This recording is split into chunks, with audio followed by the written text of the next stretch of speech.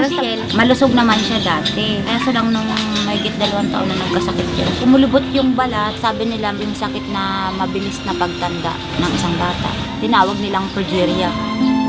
Simula nung mag-4 na taon siya kasi matatas siya magsalita, kaya nakahiligan niya talaga ang pagkanta.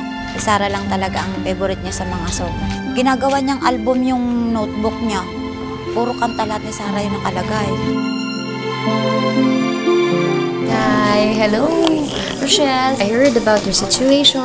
Stay strong, magdadasal ka lang palagi at mahal na mahal ka namin. God bless you, Rochelle. We love you. Gusto ko siya makita sa person. Nagpapasalamat ako sa Diyos dahil pinapahaba pa niya ang buhay ni Rochelle. Salamat sa lahat ng oras na kasama pa rin namin siya.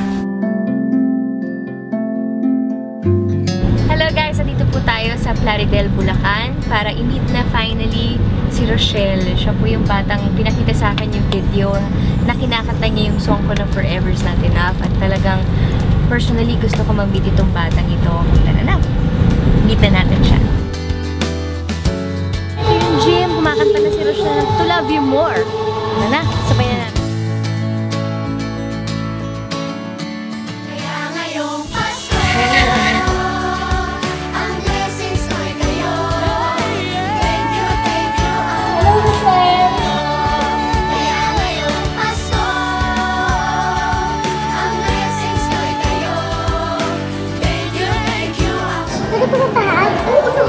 Pagaling ko, papalakas ka ha.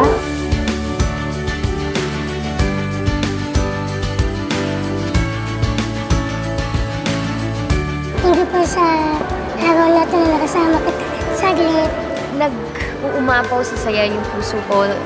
The moment lang na makita ko si Rochelle, yung makita ko yung saya sa mga mata niya, siya yung patunay na ang pagiging masaya ang nagbibigay ng pag-asa sa kahit anong bagay, kahit anong pagsubok.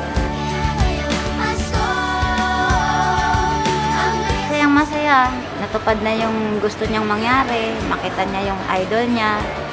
Masayang masaya kami doon. Napakagaan po ng damdamin pag Iingatan ko ito, syempre. Ito ilalagay ko sa album ko. Napatayin ko kung ngayong araw na to,